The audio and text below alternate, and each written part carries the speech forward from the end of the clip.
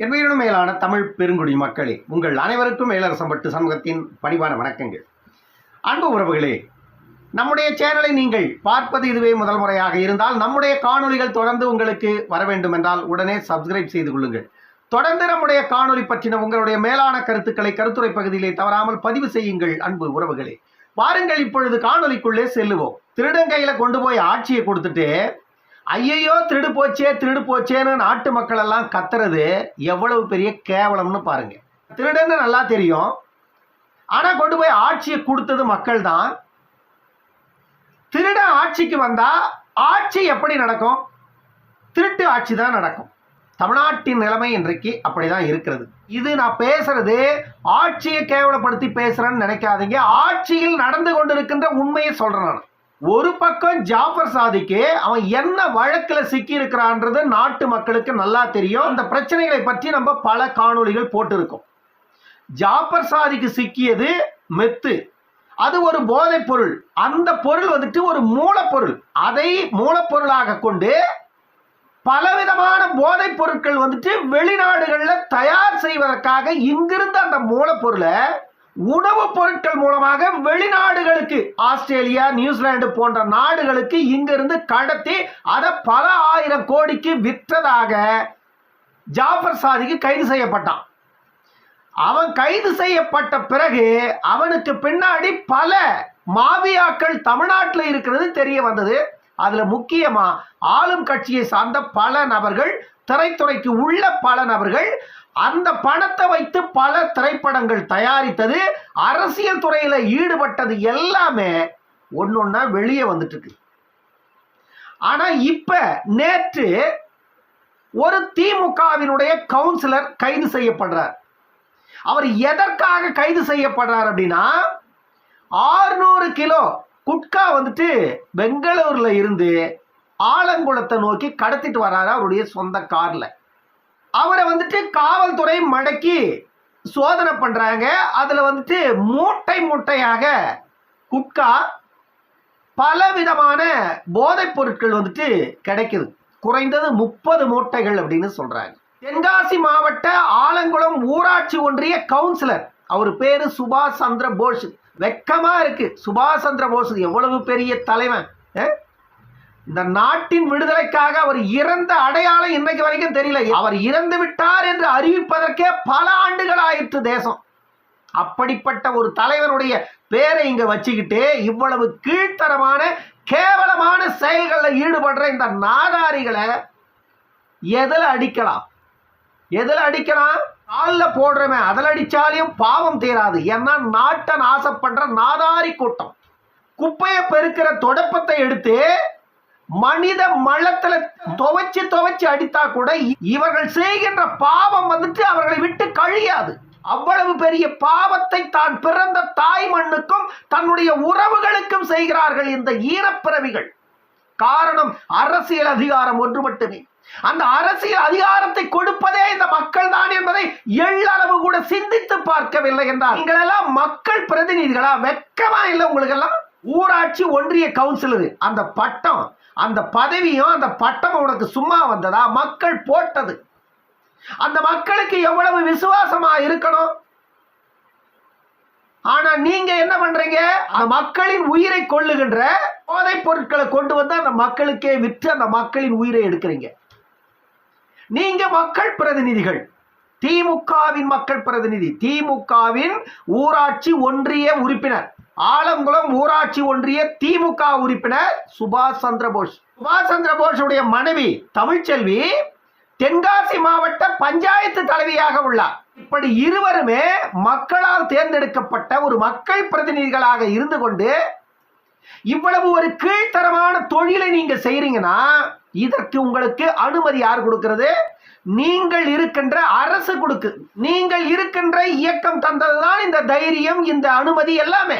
தென்காசி மாவட்டம் ஆலங்குளம் ஊராட்சி ஒன்றிய கவுன்சிலர் சுபாஷ் சந்திர போஸ் அவர்கள் கட்சியின் அடிப்படை உறுப்பினர் பொறுப்பில் இருந்து நீக்கப்படுகிறார். அவருடன் கட்சியின் எந்த ஒரு பொறுப்பாளர்களும் தொடர்பு வைத்துக் கொள்ள கூடாது அப்படின்னு ஒரு அறிவிப்பை வெளியிடுறாரு துரைமுருகன் அவர்கள்.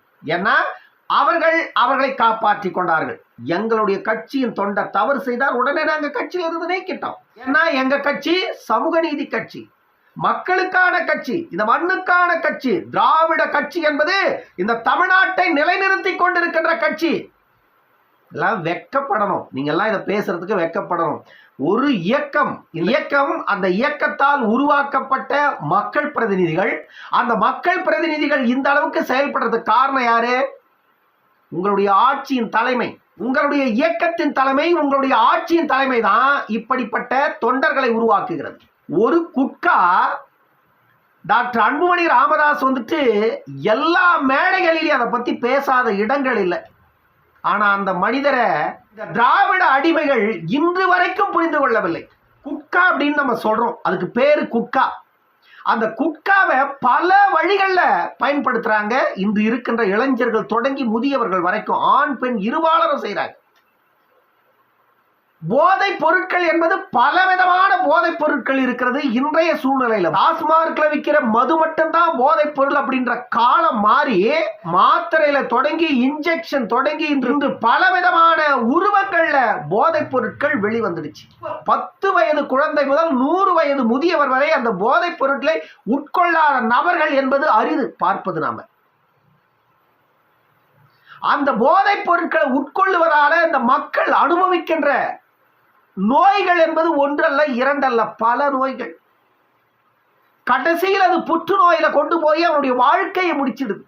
இதுக்குத்தான் டாக்டர் அன்புமணி ராமதாஸ் குட்காவில அதை நீ சாப்பிட்டினா உனக்கு என்னவெல்லாம் நடக்குங்கிறத 60 விழுக்காடு அளவுல பெரிய படமா போடுங்க அப்படின்னு சொல்லி அவர் அமைச்சரவையில் இருக்கும்போது சட்டமாக்கி மான்பிராக்க ஓபன் பண்ணா மேல இவ்வளவு பெருசு 60%ல அவ்வளவு பெருசு நல்லா கண்ணுக்கு தெரியுற மாதிரி போட்டு வச்சிருக்கான். அது இதயத்தை எந்த அளவுக்கு பாதிக்கும் அதை பத்தி சிந்திக்கிற அளவுக்கு இன்று இருக்கின்ற இளைஞர்களுக்கு நேரம் இல்லையா? அதை சிந்திக்க தெரியலையான்னு தெரியல. ஒன்றல்ல இரண்டல்ல பிரச்சனைகள் இந்த போதைப் பொருட்களால தனிநபருக்கு மட்டும் பிரச்சனைகள் அல்ல, குடும்பத்தில் உள்ள பிறந்த குழந்தை தொடங்கி அவனை ஈன்ற பெற்றோர்கள் வரை பாதிப்புக்கு உள்ளாகிறார்கள். அந்த குடும்பத்தின் இளைஞனான இவனுக்கு ஏதோ ஒரு பிரச்சனை என்றால் ஒட்டுமொத்த அந்த குடும்பத்தின் வாழ்க்கையை முடிஞ்சு போகிறது. இதுவெல்லாம் நடந்துவிடக் கூடாது, இனியும் இதற்கு இடம் தரக்கூடாது என்பதுதான் அடுத்த தலைமுறைகளையாவது இங்க நம்ம காப்பாற்றணும் அப்படின்னு சொல்லிட்டு தான் மருத்துவர் அன்புமணி பலவிதமான முயற்சிகளை முன்னெடுக்கிறார். ஆனா இந்த விடியா திராவிட மாடல் அரசு அதிமுக ஆட்சியில இருந்த காலத்துல குட்காவை வித்தாரு விஜயபாஸ்கர் அப்படின்னு சொல்லிட்டு ஒரு 10 குட்கா பாக்கெட்டை கொண்டு போய் உள்ள வச்சுக்கிட்டு எவ்வளவு நாடகம் நடிச்சாரு மு க ஸ்டாலின். இன்றைக்கு அந்த அமைச்சரவையவே நடத்துற இடத்துல நீங்க தான் இருக்கீங்க. ஆனா உங்க ஆட்சியில தான் தமிழ்நாடு இந்த லட்சணத்துல இருக்குது. அதை உன் கட்சிக்கார செய்யறான். நல்லா இதை நம்ம யோசிக்கணும். தமிழ்நாட்டின் முதல்வராக இருப்பவர் மு க ஸ்டாலின் இன்றைக்கு ஜாபர் சாதிக்கு சிக்கி இருக்கிறான்னா அவன் திமுக காரன். இன்றைக்கு சுபாஷ் சந்திர போஸ் இங்க சிக்கிறான் ஆலங்குளத்துல, இவன் திமுக காரன். இவன் மட்டும் தானா? இல்ல தமிழ்நாடு முழுவதும் போதைப் பொருட்கள் சம்பந்தமான வழக்குகள்ல சிக்குகின்ற ஆயிரக்கணக்கான நபர்கள் திமுக காரங்க. அப்படின்னா திமுக காரர்களுடைய வேலை எதுவா இருக்குதுன்னா போதைப் பொருட்களை விற்று அதில் வருகின்ற பணத்தை சம்பாதித்து அடுத்தடுத்த தேர்தல்களுக்கு செலவுக்காக இவங்களுக்கு அனுமதி கொடுத்திருக்கிறது திமுக அரசு அப்படின்னு தான் சொல்ல முடியும். வேற என்ன சொல்றது? இல்ல இப்போ ஒரு காங்கிரஸ்காரன், ஒரு பிஜேபி காரன், ஒரு அதிமுக காரன் வித்துருக்கிறான் அப்படின்னு சொன்னா அதிமுக காரன் விற்கிறான். திமுக காரன் 100 பேர் விற்கிறான்னா அதிமுக காரன் 75 பேர் வித்துட்டு இருக்கிறான். 50 பேர்லாம் இல்லை, 75 பேரே விற்கிறான் அதிமுக காரன்.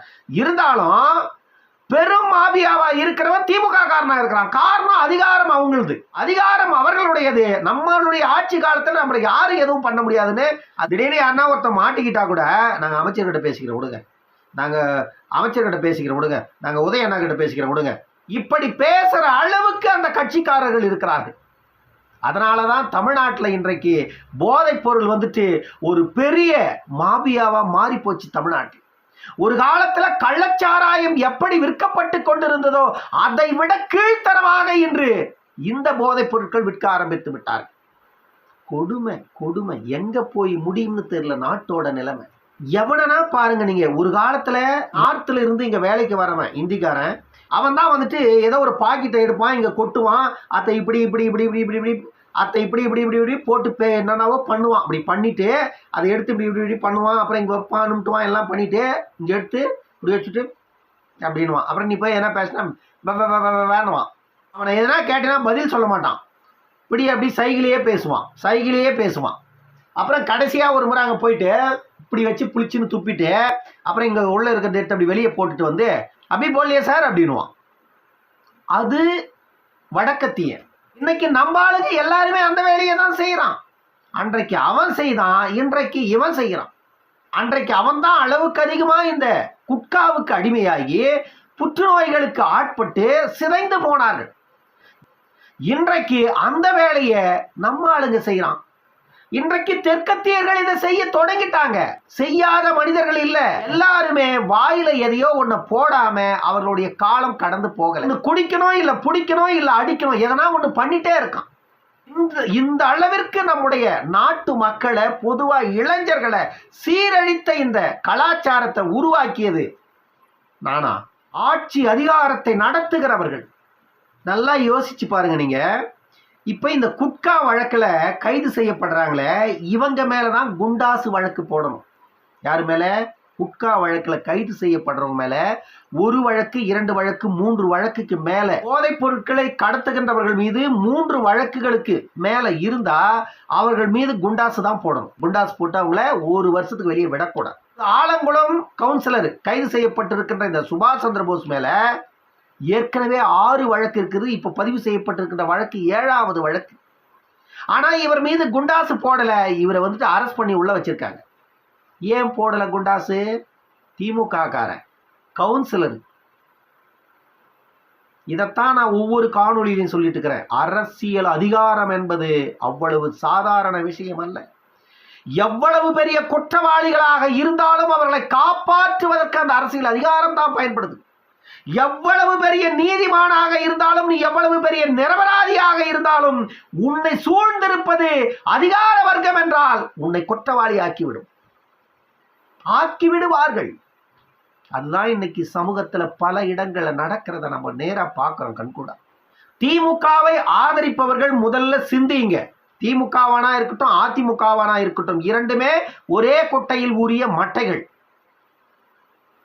தமிழ்நாட்டின் அவசியம் கல்வியை கொடுக்கறதுக்கு கூட மாணவர்களுக்கு கொஞ்சம் தயக்கம் காட்டி பொருளாதாரத்தை மேம்படுத்தி கொண்டு கல்வியை கொடுங்க. அது வரைக்கும் மக்கள் இப்பொழுது என்ன நிலையில் இருக்கிறார்களோ அதையே கூட தொடரட்டும். ஆனா தயவு செய்து எந்த ஒரு இயக்கம் ஆட்சியில் இருந்தாலும் பரவாயில்ல, இன்னைக்கு திமுக இருக்குது, தயவு செய்து தமிழ்நாட்டில் இந்த போதை கலாச்சாரத்துக்கு முற்றிலுமா தடை விதிச்சிடுங்க. மதுக்கடை தொடங்கி எந்த ஒரு போதை பொருளும் நாட்டில் நடமாடக்கூடாது. அப்படி ஒரு நிலையை உருவாக்குனீங்கன்னா தமிழ்நாடு இந்தியாவின் முதன்மை மாநிலம்னு சொல்றத யாராலையும் தடுக்க முடியாது. அந்த அளவிற்கு மாநிலத்தின் வளர்ச்சி தானா போயிடும் மேல. ஏனென்றால் அவ்வளவு வளம் நம்ம மாநிலத்தில் கொழித்து கிடக்கிறது. நம்ம மாநிலத்தில் இதுதான் கிடைக்கிறது, இதுதான் இல்லை என்று சொல்ல முடியாது. மக்களின் வாழ்வியலுக்கு தேவையான அத்தனை விஷயங்களையும் நம் மாநிலத்திலேயே உருவாக்கி கொள்ள முடியும். அந்த அளவிற்கு வளமிக்க ஒரு மாநிலத்தின் மக்களாக நம்ம இருக்கிறோம். ஆனால் தேவையானதை எதையுமே நம்ம செய்யல, தேவையற்றதை அத்தனையும் நம் மக்களுக்கு கற்றுக் கொடுத்திருக்கிறோம். ஆட்சியாளர்கள் தான் இதற்கு முதன்மை காரணம். இன்னொரு காணொலியில் சந்திக்கும் வரை உங்களிடமிருந்து விடைபெற்றுக் கொள்வது மேலரசம்பட்டு சண்முகம். நன்றி, வணக்கம் அன்பு உறவுகளே.